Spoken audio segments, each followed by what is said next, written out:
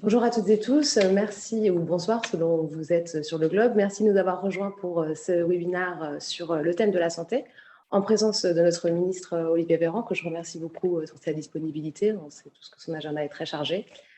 Avant de passer la parole à Evan O'Connell qui va s'occuper de la modération de ce webinaire, j'aimerais vous indiquer que vous êtes libre de nous écrire vos questions dans le chat et les Q&A de ce Zoom et on se chargera de les relayer. À toi, Evan, pour la présentation des intervenants. Merci beaucoup, Marie-Ange, et merci à toutes et à tous d'être là. Je tiens tout d'abord à saluer Olivier Véran, ministre des Solidarités et de la Santé, qui nous rejoint ce soir. Merci beaucoup. Ensuite, Julien Cavana, neurologue spécialisé dans les maladies infectieuses et auto-immunes et conseiller des Français de l'étranger pour la Nouvelle-Angleterre. Et mes co-panélistes, Mélanie Samson de l'Union internationale contre le cancer et Thomas Esdaï Bouquet, tu me corrigeras, Thomas, du Fonds mondial de lutte contre le sida, la tuberculose et le paludisme. Et évidemment, Laure Emmanuel de la République en marche, qui est là avec nous. Cette visio sera un triplex, donc de Paris évidemment, et également de Genève, capitale de la santé mondiale, et de Boston, au lieu de la recherche internationale. Pourquoi parler de la santé aujourd'hui? Eh bien, car nous avons appris tant de choses depuis un peu plus de 2 ans. Car oui, l'OMS a qualifié la COVID-19 d'urgence de santé publique internationale le 30 janvier 2020 et de pandémie le 11 mars. Et le premier confinement en France a été déclaré le 16 mars 2020. Et ces 2 années ont révélé à la fois certaines faiblesses systémiques, mais également une grande résilience dans nos systèmes de santé en France et ailleurs dans le monde. Le gouvernement français a répondu avec un certain nombre de mesures barrières et de prévention, dont la vaccination en France, mais également en organisant la riposte internationale à travers notamment l'accélérateur ACT, COVAX. Tout cela a permis de maîtriser la pandémie petit à petit et de sauver tant de vies. Les Français de l'étranger ont été durement frappés par cette pandémie. Beaucoup n'ont pu rentrer à la maison et voir leurs proches, parfois pendant jusqu'à 1-2 ans. Dans les pays qui n'ont pas eu de vaccin aussi rapidement que la France, ils ont souvent eu du mal à être protégés. Les services consulaires ont été perturbés. Le gouvernement a là aussi su répondre en mettant en place un certain nombre de dispositifs pour nous aider à y faire face. Enfin, il faut souligner que la COVID-19 n'est pas le seul défi. L'accès aux soins pour les Français de l'étranger, la refonte du système de santé mondial, le traité sur les pandémies, la réponse aux flambées épidémiques de maladies telles la fièvre jaune ou Ebola en Afrique, l'impact du changement climatique sur la propagation de certaines maladies. Il y a tant de défis pour les 5 ans à venir. Nous aurons l'occasion d'aborder ces points ce soir. Enfin, une petite présentation du déroulé. D'abord, un mot du ministre. Ensuite, Julien partagera quelques réflexions. Puis, le panel posera 2-3 questions aux 2 intervenants. Et enfin, des questions de l'audience que vous pourrez d'ores et déjà poser dans le chat. Et maintenant, je passe la parole à monsieur le ministre. Merci beaucoup, merci Evan, merci. Merci, bonjour à toutes et à tous. Je vais faire un petit mot d'intro assez court pour qu'on puisse avoir un moment d'échange et de dialogue. Vous dire que oui, la pandémie, par définition, elle frappe le monde entier. Et donc, aucun coin du territoire, aucun coin de la planète n'a été finalement épargné.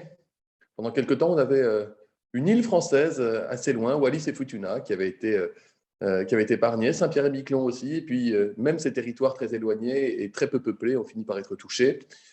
On voit qu'il y a eu plusieurs stratégies mondiales qui ont été mises en place dans les premiers temps. D'ailleurs, il y a encore des divergences qui peuvent être constatées. On a eu d'une part des pays asiatiques, notamment la Chine, mais aussi Singapour, et des pays insulaires qui sont partis sur une stratégie zéro Covid, qui ont donc fait le choix d'isoler systématiquement les populations dès que des contaminations se faisaient jour pour empêcher absolument la diffusion du virus, ce qu'en France nous avions appelé le stade 1. Alors dans un territoire comme la France, c'est absolument impensable de le faire parce que nous ne sommes pas insulaires et nous sommes peuplés de frontières européennes, il y a beaucoup de brassage, une mondialisation, et donc cette stratégie est exclue, même si je note que pendant plusieurs mois, un certain nombre de scientifiques, plus ou moins bien intentionnés, nous reprochaient de ne pas adopter cette stratégie. Alors, on peut regarder la stratégie zéro Covid à court terme, mais on peut aussi la regarder à long terme. Le long terme, c'est ce qui se passe aujourd'hui en Chine, par exemple, où avec un variant qui circule à une vitesse fulgurante où les gestes barrières ne permettent plus, et la distanciation sociale classique ne permettent plus de freiner l'entrée et la circulation du virus, ces pays se trouvent en grande difficulté, forcés de confiner par paquet de 5 jours ou de 15 jours des métropoles entières, sachant que les métropoles chinoises font volontiers 20 millions d'habitants. Et la communauté scientifique internationale considère que de toute façon, ils vont être traversés par un variant sans avoir acquis d'immunité populationnelle. La deuxième stratégie à l'opposé, c'est plutôt l'absence de stratégie. Ce sont des pays qui sont dépourvus de systèmes de santé efficaces, dépourvus de systèmes de veille sanitaire, dépourvus de capacités de vaccination. Ce sont des pays souvent en voie de développement et pour lesquels il est encore compliqué aujourd'hui de faire un bilan exhaustif de l'impact de la pandémie, de la traversée du virus en termes de mortalité, de morbidité ou d'impact hospitalier. Et puis, il y a le gros des pays, qui sont notamment les pays européens, qui ont eu la stratégie qui consistait à faire ce qu'on appelle le mitigate en bon anglo-saxon, c'est-à-dire à gérer les vagues épidémiques lorsqu'elles arrivaient, en mettant en place de la distanciation sociale, tout en vaccinant massivement les populations, etc. etc.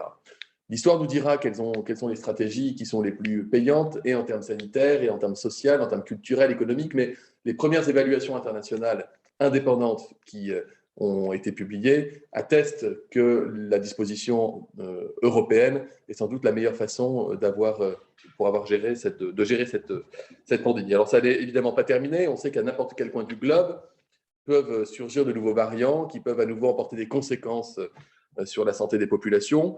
On est très vigilant, notamment vis-à-vis des pays d'Afrique noire, des pays comme l'Afrique du Sud. Pourquoi ? Parce qu'il y a une forte prévalence de VIH et on sait que la séropositivité peut, hélas, favoriser l'émergence de nouveaux variants. À l'heure à laquelle je vous parle, on n'en voit pas de nouveaux, tant mieux, mais la communauté scientifique internationale s'entend à considérer que le scénario le plus probable est quand même qu'il y ait un nouveau variant qui apparaisse, probablement à la faveur de l'automne ou de l'hiver prochain, et que nous n'en soyons pas complètement sortis. Cette pandémie, au-delà de la gestion de crise en elle-même, elle a emporté des conséquences phénoménales en termes de santé mondiale. D'abord, ça a été la prise de conscience, pour ceux qui ne l'avaient pas encore acquise, que la souveraineté en matière notamment de produits de santé, de médicaments, est absolument indispensable. Je cite l'Europe. L'Europe est dépendante à 95% de l'Inde, de la Chine, du Pakistan, pour les matières premières indispensables pour fabriquer des médicaments. L'Europe était dépendante à 95% de la Chine pour la fabrication d'équipements de protection comme les masques. Et ce mouvement que nous avions en France déjà initié, qui consistait à réimplanter des entreprises pharmaceutiques, réimplanter du savoir-faire en matière de production de produits de santé, eh bien ce mouvement-là, nous l'avons évidemment accéléré avec cette crise sanitaire. Et il y a fort à parier que dans les années et les décennies à venir, les différents continents, les différents blocs économiques auront à cœur de retrouver cette souveraineté et ce savoir-faire qui a été trop délégué vers quelques pays de l'Asie, ce qui nous met potentiellement en danger, et on l'a bien vu avec cette crise sanitaire. Deuxième mouvement, renforcement des systèmes de protection sociale et d'assurance maladie. C'est une priorité d'ailleurs conférée par l'Organisation mondiale de la santé, qui nous invite à aider les pays en voie de développement à mettre en place des systèmes d'assurance maladie un peu à la française, c'est-à-dire assurance maladie universelle, plutôt que d'envoyer des subventions, essayer de mettre en place dans les pays qui n'en ont pas encore ce système de protection pour que l'accès aux soins soit facilité. Il y a aussi des grandes priorités, je ne vais pas être trop long là-dessus, mais sur la périnatalité, sur la santé des femmes, qui sont des priorités de rang 1 pour l'Organisation mondiale de la santé. Et puis, il y a les pandémies qu'on ne voit pas ou qu'on ne voit pas encore ou qu'on ne veut pas voir. Je pense à l'antibiorésistance, par exemple, plusieurs millions de morts par an dans le monde, plus de 40 000 morts en France par an, c'est-à-dire 20 fois la mortalité routière, par exemple, et pour laquelle nous devons agir. Et là, une prise de conscience, notamment au niveau européen, a été faite à travers ce qu'on appelle One Health, une seule santé. J'y reviendrai peut-être tout à l'heure. Et puis, il y a les pandémies émergentes, ou en tout cas celles qui sont attendues, qui sont aujourd'hui des épidémies localisées, notamment des maladies infectieuses, des maladies tropicales, qui, avec la migration des anophèles, des vecteurs, des moustiques, vers les pays un peu moins chauds, avec le réchauffement climatique, peuvent provoquer ou pourront provoquer d'ici à quelques années de nouvelles crises sanitaires. Je rappelle que l'Organisation mondiale de la santé disait déjà il y a 5 ans que le plus grand fléau de l'humanité à horizon 2035 serait la dengue, une maladie qui n'existe pas ou très peu encore en Europe, mais que les gens qui parmi vous sont dans des pays tropicaux ne connaissent que trop bien. Donc cette prise de conscience santé comme priorité, elle est mondiale, elle aura des conséquences à court terme, à moyen terme et à long terme.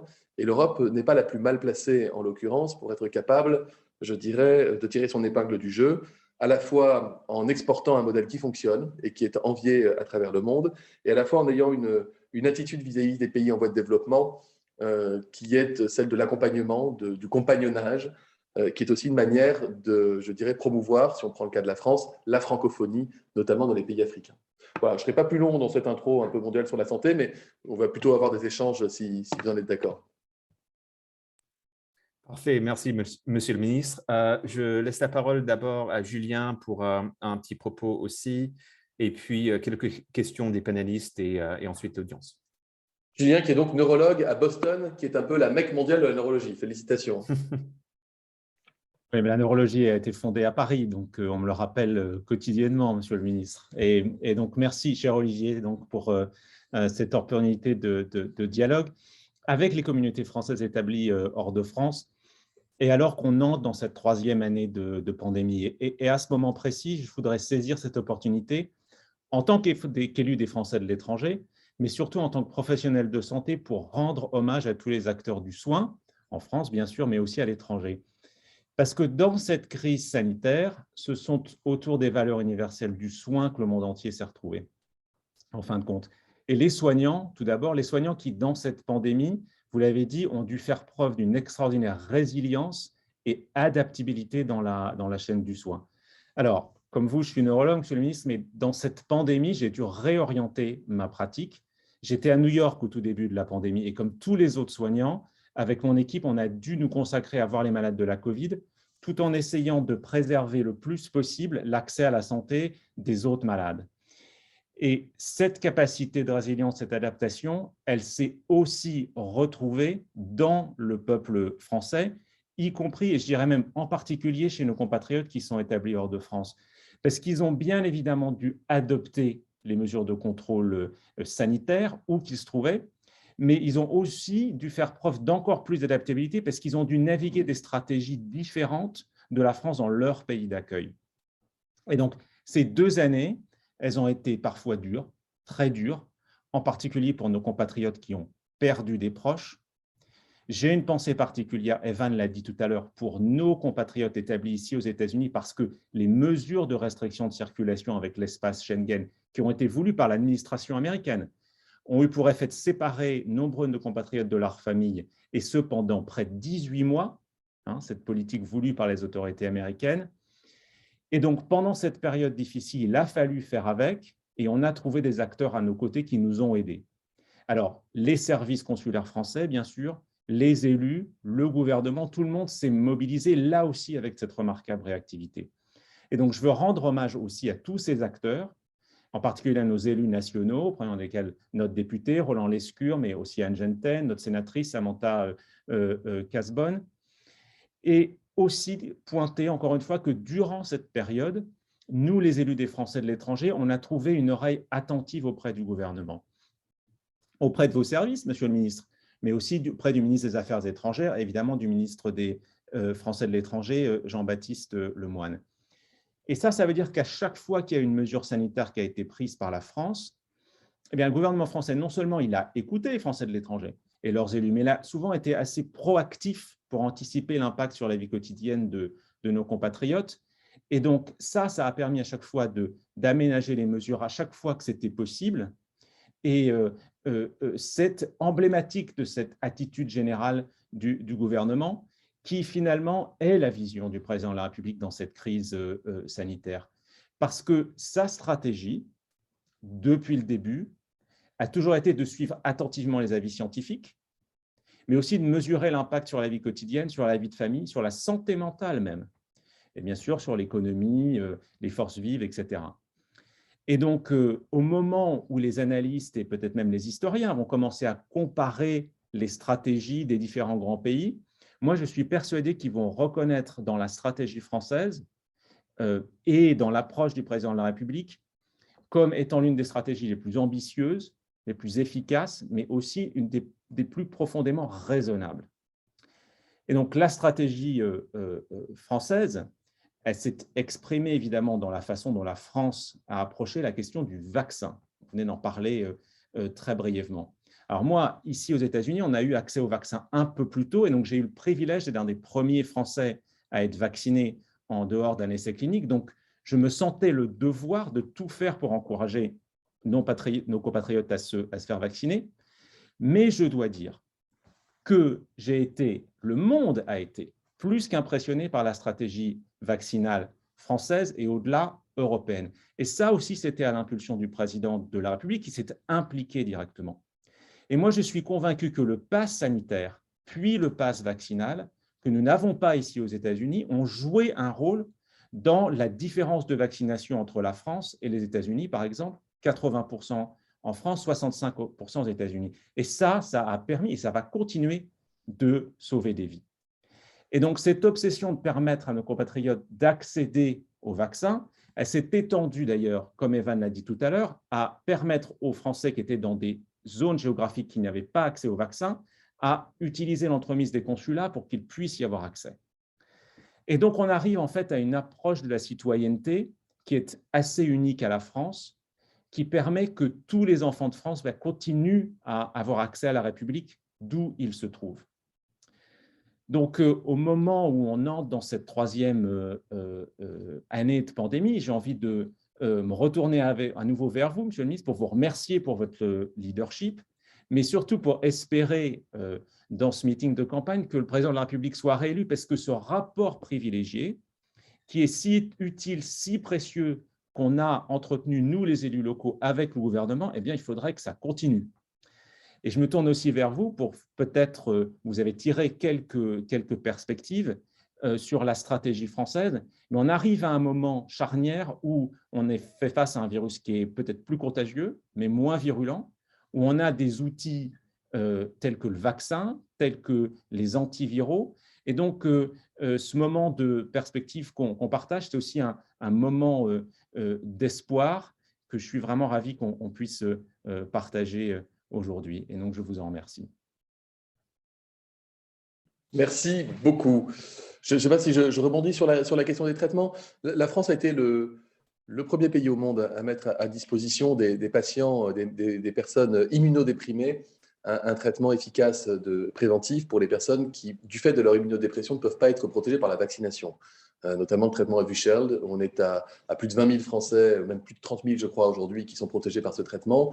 Et on a été le premier pays européen à mettre à disposition de tous les malades symptomatiques âgés de 65 ans et plus un traitement efficace qu'on appelle le Paxlovid, qui évite les formes graves et réduit de 90% la mortalité. Ce qui ne veut pas dire qu'il est suffisamment utilisé, d'ailleurs, c'est un peu le paradoxe.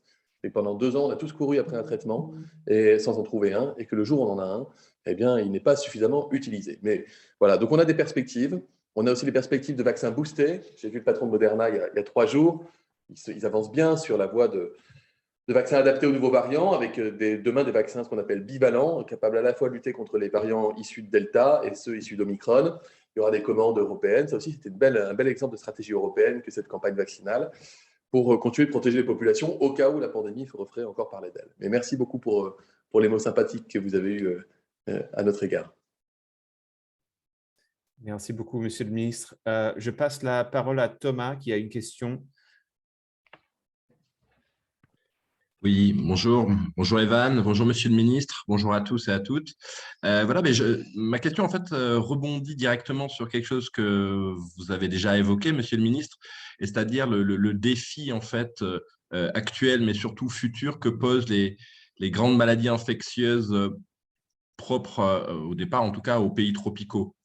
On sait, il y a de nombreux Français de l'étranger, mais aussi des territoires d'outre-mer qui font face donc à ces maladies. Vous avez cité la dengue notamment, on pourra peut-être revenir dessus, la malaria, le chikungunya, qui sont véhiculés en fait, on le sait, par des vecteurs, en l'occurrence des moustiques égypti et tigres.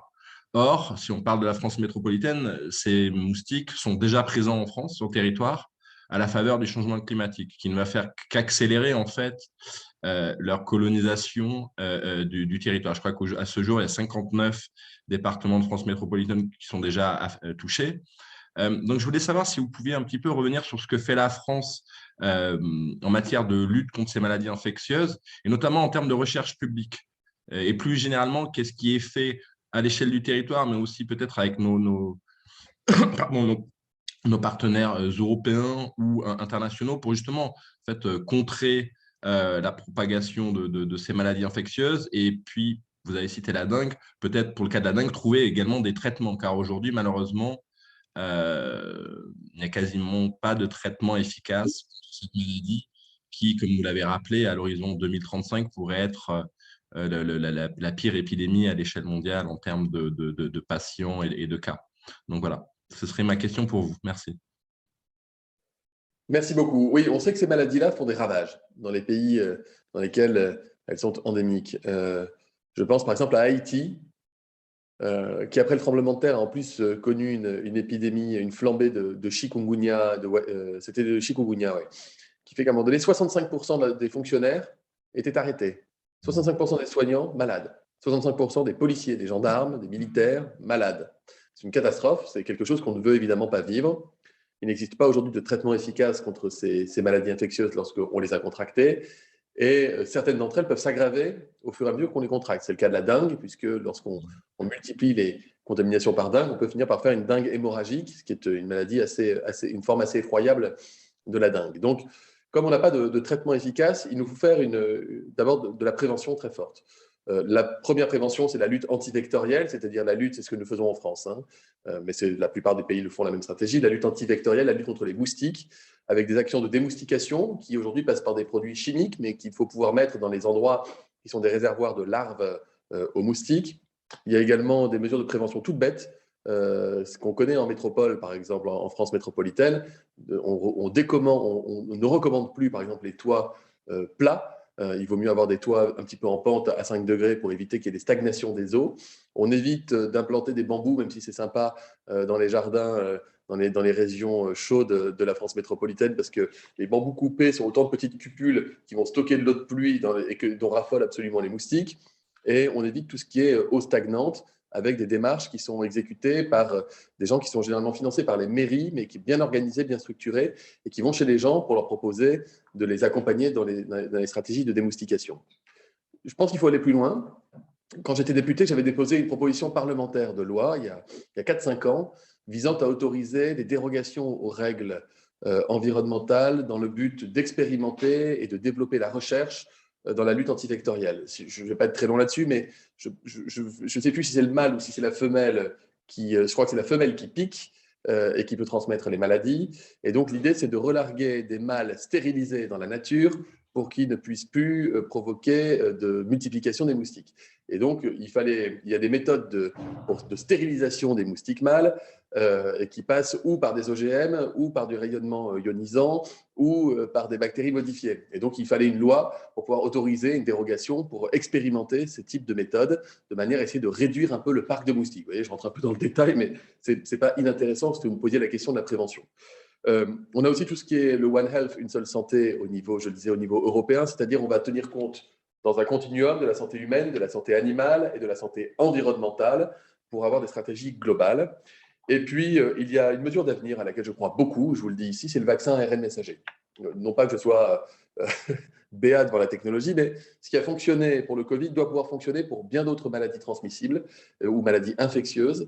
Et les laboratoires qui ont la compétence en ARN messager sont en train de développer des vaccins destinés à nous préserver de la dengue.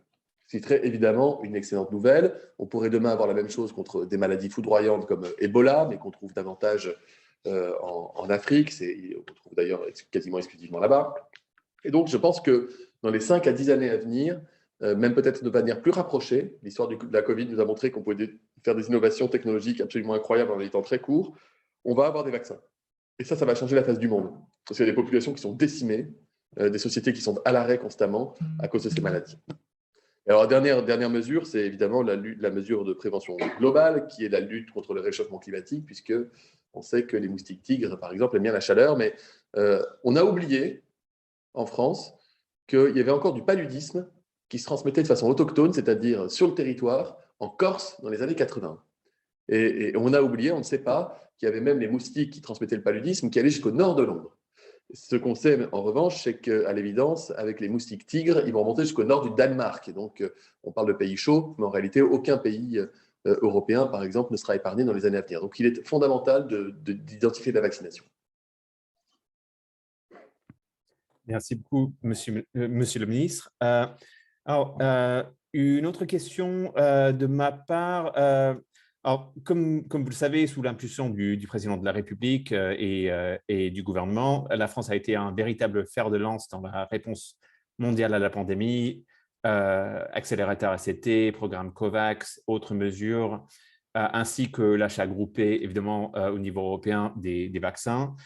La France a été le premier pays à faire des dons de doses à travers les initiatives multilatérales, des centaines de millions d'euros de financement, la coopération avec des gouvernements africains tels l'Afrique du Sud et le Sénégal pour soutenir la production locale de vaccins et de traitements. Alors, j'aimerais vous demander quel bilan, puisque nous avons beaucoup appris, pour cette réponse mondiale à la COVID-19, qui continue bien sûr, mais on a déjà un peu de recul entre-temps. Quel sens a l'action du gouvernement aux côtés de ses partenaires européens et quelles leçons pour les futures crises sanitaires, notamment en ce qui concerne le travail sur la préparation aux pandémies et le possible futur traité sur la question. Merci. Merci. Alors, au niveau européen, on a commencé comme on a pu. Moi, 10 jours après que je sois nommé ministre, j'étais à Rome pour aller assister mon collègue Roberto, ministre de la Santé italien, qui venait de décider un confinement de toute la Lombardie. C'était une première en Europe, ça, je ne pensais pas en arriver là. J'avais quelques homologues avec moi et sur un bout de papier, j'ai griffonné les bribes d'une coordination européenne avec un certain nombre d'engagements, parmi lesquels celui qui consistait à ne pas prendre unilatéralement des mesures de freinage sans en informer les autres et sans chercher à nous coordonner. Bon, 3 jours plus tard, tous les pays faisaient exploser cette velléité de coordination parce qu'on a tous agi dans la détresse et dans l'urgence à mesure que nous étions frappés les uns après les autres par la Covid. Mais après, on a appris. On a appris à se parler davantage. On a appris à partager les informations. Vous voyez, juste avant de venir, j'étais un petit peu en retard, j'étais avec le ministre allemand, Karl Lauterbach, qui m'entretenait, qui partageait avec moi les données allemandes qu'il va publier demain dans le cadre d'un sommet européen auquel je serai à Bruxelles sur l'usage, l'utilité d'une 4e dose, chez qui et avec quel résultat. Donc on se parle, on a nos smartphones, on a des boucles WhatsApp, on échange beaucoup plus, on se soutient mutuellement. L'Europe de la santé a montré un très beau visage lorsque le Grand Est en France était sous l'eau de la vague épidémique et que le Luxembourg, l'Allemagne, la Belgique, la Suisse ont pris dans les services de réanimation des malades français. Ça, je ne l'oublierai jamais, ils ont sauvé beaucoup de vies et nous leur avons rendu l'appareil en chaque occasion. Nous sommes aussi partis du mauvais pied en termes de matériel de protection, puisque chacun en cherchait et personne n'en avait suffisamment. Et donc, le premier réflexe était plutôt celui du repli, de l'export ban, et de faire en sorte de fournir notre propre marché avant de regarder à côté. Et puis, là aussi, on a très vite évolué et on a commencé à avoir des démarches d'échange. On a fait un gros travail d'ingénierie pour étudier les besoins qui étaient les nôtres, pour faire des études assez complètes des stocks et des moyens qui étaient à disponibilité et faire des échanges ou des dons, des prêts de matériel, de produits de santé entre pays européens. Et à partir de là, on s'est dit qu'on était beaucoup plus fort quand on avançait ensemble. Lorsque la campagne vaccinale a commencé à devenir une réalité, on n'avait pas encore les vaccins bien sûr, mais les premières études de phase 3 commençaient à être prometteuses. Nous avons fait le choix avec 4 pays, c'était la France, l'Italie, les Pays-Bas et l'Allemagne, d'aller contractualiser avec le laboratoire qui était le plus proche, le plus à même d'aboutir au premier vaccin, c'était AstraZeneca. Nous sommes allés le voir tous les 4 pour poser les bases d'un premier contrat avec l'Europe. On a voulu le faire à 4 parce qu'on s'est dit que si on attendait que les 27 soient d'accord, on y passerait trop de temps. Et dès que le contrat a été pré-signé, la précommande passée, on a refilé le bébé à la Commission européenne, qui ensuite a utilisé cette méthodologie avec tous les autres laboratoires. Ce qui fait que l'Europe est le premier pays producteur, le premier pays consommateur et le premier pays donateur de vaccins au monde.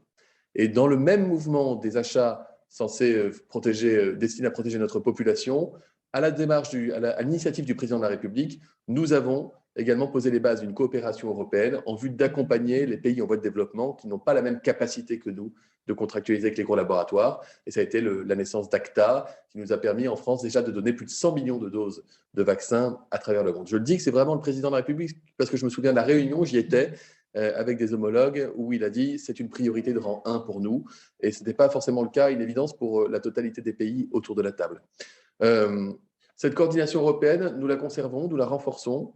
Je peux vous dire que les premières réunions européennes des ministres de la Santé auxquelles j'avais participé au début de la pandémie, là, on s'excusait presque de se réunir en Européens pour parler de la santé, qui n'est pas une prérogative européenne, mais une prérogative des États membres. Et que dernièrement, en réalité, maintenant, quand on se réunit, on fait un peu les gros bras parce que l'Europe de la santé a un bel avenir. Et nous avons structuré l'Union européenne en matière de santé avec une agence déjà de riposte qu'on appelle l'agence ERA, avec des mesures de freinage au niveau européen, avec une stratégie de coordination. Et donc, nous sommes en train de renforcer très fortement ce volet sanitaire à l'échelle européenne, ce qui est une chance, ce qui est une opportunité. Et je n'oublie pas non plus les communications et les échanges mondiaux entre la France et les autres pays. J'ai participé à de très nombreux G7, à de très nombreux G20 autour des questions pandémiques et hors pandémie autour des questions de santé en général et de développement sanitaire mondial. Merci beaucoup. Je laisse la parole à Mélanie. Bonjour Monsieur le Ministre, bonjour chers panélistes et participants. L'année dernière, malgré toutes les restrictions sanitaires, la France a co-organisé avec le Mexique le Forum Génération Égalité et l'une des coalitions d'action du Forum portait sur les droits et la santé sexuelle et reproductive. La France, depuis très longtemps, s'engage fortement sur la santé des femmes, des filles et des mères. Là, je pense aussi comme vous l'avez mentionné, Monsieur le Ministre, à la santé maternelle via, par exemple, le fonds Muskoka. Et la semaine dernière aussi, on a eu une visio avec Elisabeth Moreno sur la place des femmes en politique. Je voulais poser la question de la place des femmes en santé mondiale et la place de la santé de la femme en santé mondiale. Merci. C'est une excellente question. Les inégalités sont beaucoup plus fortes en santé mondiale quand on parle des femmes. Beaucoup plus fortes. Alors, il y a des pays dans lesquels on a fait de gros progrès, où on est presque arrivé à une situation optimale. La France s'en rapproche. On est sans doute l'un des pays leaders dans le monde. Et le président de la République, candidat, a déjà évoqué la nécessité d'aller encore plus loin dans l'égalité femmes-hommes en matière sanitaire. En France, nous avons enregistré de grands progrès. Là, je regardais rien que depuis les 2 ans où je suis ministre, nous avons allongé de 2 semaines le délai d'IVG, nous avons rendu possible l'IVG médicamenteuse à domicile par télémédecine pour éviter que notamment les mineurs ne soient obligés de dire à leurs parents qu'elles devaient sortir pendant le confinement. Nous avons rendu gratuite la contraception hormonale jusqu'à l'âge de 25 ans révolue. On lutte contre la précarité menstruelle, qui est un fléau qui touche des centaines de milliers de femmes dans notre pays. On a enregistré de très gros progrès, y compris chez les étudiantes. J'ai annoncé il y a 15 jours que nous allions contraindre les grandes entreprises de produits d'hygiène féminine à rendre publique la composition précise des produits, parce qu'il y a pas mal de choses à l'intérieur et ça me paraît tout à fait important et justifié que chacun puisse savoir de quoi il s'agit. Nous avons, à la demande du président de la République, mis en place la première stratégie de lutte contre l'endométriose, qui concerne 10 à 15% des femmes, qui provoque des douleurs. C'est la première cause d'infertilité féminine dans notre pays. Nous avons également fait une stratégie de santé sexuelle qui permet d'améliorer le niveau d'information des jeunes femmes et des jeunes hommes, parce que c'est fondamental qu'ils sachent comment ça se passe pour éviter au mieux les maladresses, au pire les situations d'agression objective. Nous avons mis aussi mis en place une stratégie de ce qu'on appelle les 1000 premiers jours de la vie pour accompagner les futurs parents et les jeunes parents avec une consultation prénatale et une consultation postnatale, par exemple, pour identifier les éventuels signes d'un baby blues, d'un postpartum blues qui peut toucher de nombreuses femmes et qui se retrouvent souvent bien seules. Donc, vraiment, tous azimuts, on avance. Ça ne veut pas dire qu'on a réussi tout ce qu'on voulait faire encore, mais il y a encore des progrès, des conquêtes à mener, mais on n'a pas à rougir de ce point de vue-là. Alors, à l'échelle mondiale, il y a beaucoup de priorités, évidemment. D'ailleurs, je disais tout à l'heure en introduction que l'OMS nous invite à mettre en place des systèmes d'assurance maladie et nous invite à commencer par les femmes, et notamment les femmes en âge de procréer. La période de la périnatalité est la période qui est la plus fragile dans les pays en voie de développement, avec une mortalité infantile et néonatale qui est extrêmement élevée dans les pays les plus pauvres. Mais quand je dis extrêmement élevée, c'est que d'ailleurs c'est un facteur qui encourage parfois la surnatalité parce que les femmes savent qu'elles ont un risque très important de perdre un ou plusieurs enfants dans les premières années de la vie, ce qui est évidemment terrible. Il y a des moyens de lutter contre cela.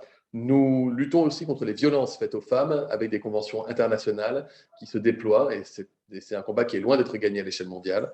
Nous militons pour l'extension de l'IVG là où elle est encore interdite à travers le pacte Simone Veil qui est mis en valeur par le président de la République. Et puis, on va lancer en France quelque chose qui, je pense, va irradier dans tous les pays occidentaux, c'est l'inclusion des femmes dans les essais cliniques pour la recherche de médicaments, parce qu'aujourd'hui, elles ne sont pas suffisamment incluses, et donc, ça ne nous permet pas de voir éventuellement des spécificités.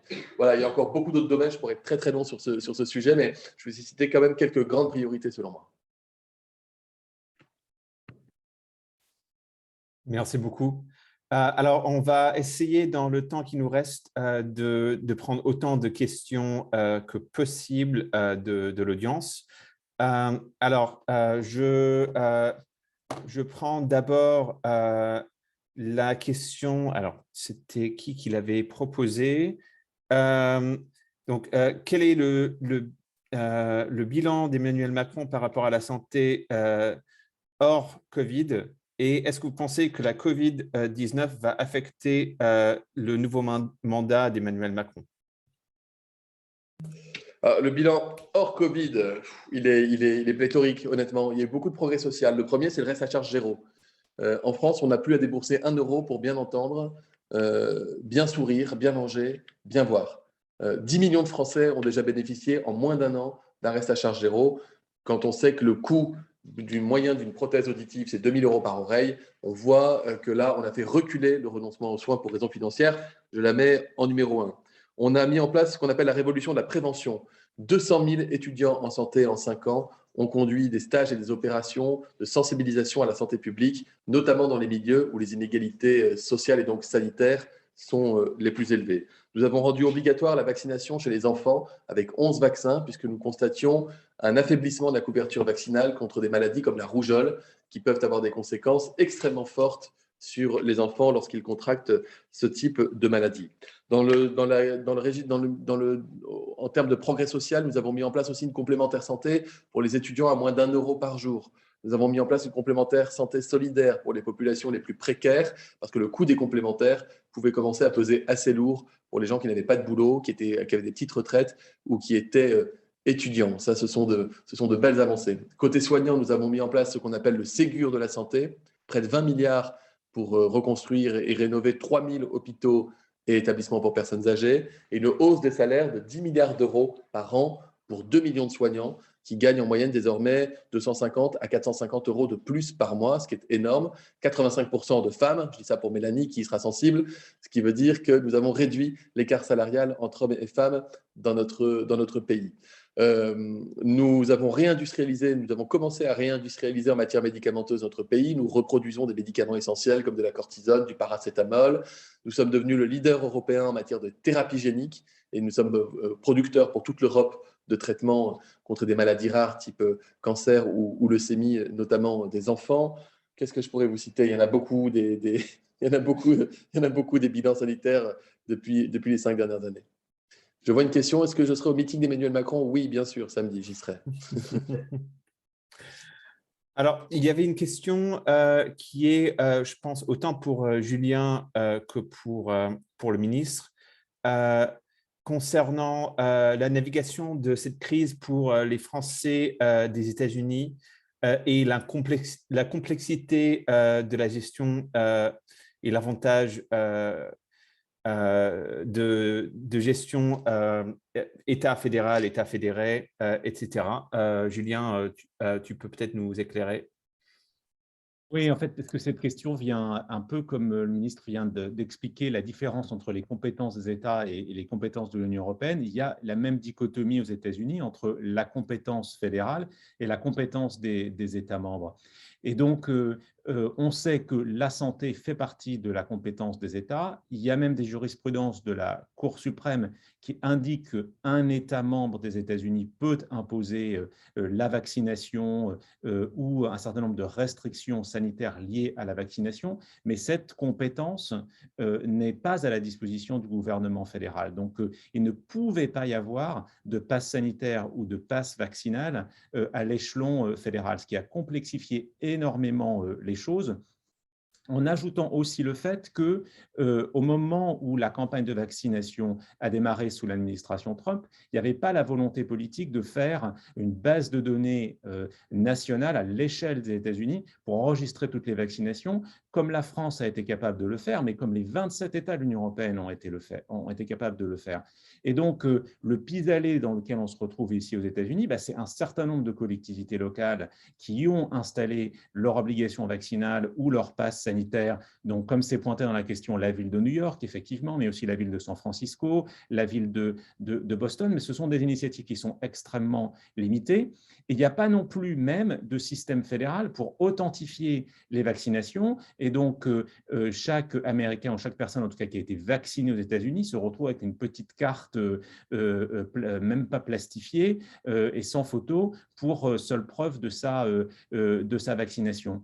Et donc, on voit ce manque de stratégie fédérale au niveau des États-Unis qui contraste énormément avec ce qu'on a vu en Europe. Et je peux vous dire que tout le monde est très impressionné ici du pass sanitaire français, des conséquences que ça a, mais aussi de sa portabilité au sein de l'Union européenne. Et donc, nous, ce qu'on a essayé de faire, et ce qu'on essaye encore de faire vis-à-vis des Français qui sont installés ici, vis-à-vis des Européens qui sont installés ici, c'est que, en tout cas, lorsqu'ils rentrent en France, lorsqu'ils vont en Europe, qu'on ait un système pour faire que leur vaccination reçue à l'étranger soit enregistrée dans les bases de données françaises de façon à ce qu'ils puissent bénéficier du pass sanitaire. Donc, on a fait ce travail absolument exceptionnel parce que c'était extrêmement rapide de mettre ça en place, mais ça a permis à tous les Français de l'étranger d'avoir leur pass sanitaire français et européen au moment où ils ont pu rentrer en France et en Europe. Alors, je vais répondre sur la question de fédéral versus pas fédéral, avec cette fois-ci l'exemple. Alors, ça a pu être protecteur dans certains pays, je pense aux États-Unis, sous l'administration Trump. Heureusement qu'il y a certains gouverneurs qui ont pu prendre des mesures de protection que Trump ne voulait pas prendre au niveau fédéral. Je pense aussi au Brésil, où heureusement les gouverneurs ont pu prendre des mesures absolument indispensables pour protéger les populations, là où Bolsonaro balançait des plaquettes d'hydroxychloroquine pour solde de tout compte à sa population. En revanche, je regarde en Europe les modèles régionaux qui ne sont pas des modèles nationaux ont peiné, ont eu plus de difficultés. Je pense à l'Allemagne ou à l'Espagne en particulier. D'abord, en termes de compréhension, d'adhésion de la population, ça a été plus compliqué. Et ensuite, en matière de capacité à prendre des décisions, je pense à l'Allemagne avec Angela Merkel qui a dû à plusieurs reprises attendre plusieurs jours, voire plusieurs semaines, de réunir l'ensemble des présidents des Länder pour être capable de prendre des décisions qui allaient protéger la population. C'est pour ça qu'ils ont pris notamment du retard sur la question du pass.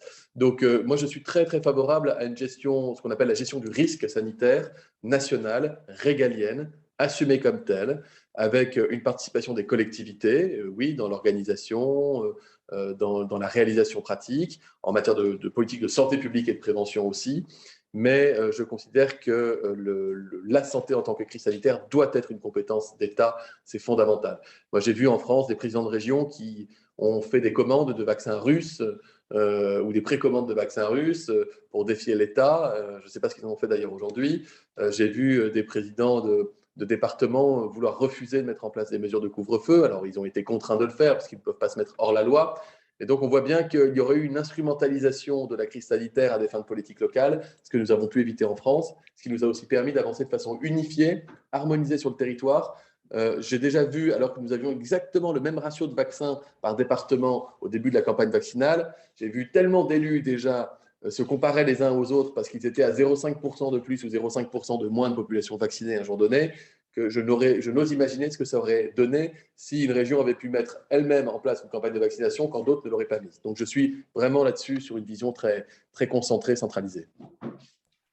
Merci beaucoup, Monsieur le ministre. Alors, je ne sais pas si on a le temps pour une question supplémentaire. Non. On me fait signe que non, hélas, parce que je dois aller à 19h pour quelque chose au ministère, c'est-à-dire dans 9 minutes, pour quelque chose qui n'est pas très gai, mais que je fais depuis des mois. Je vais remettre à la famille d'un soignant défunt du Covid une Légion d'honneur à titre posthume dans l'intimité de mon bureau. Donc, je ne veux pas trop les faire attendre.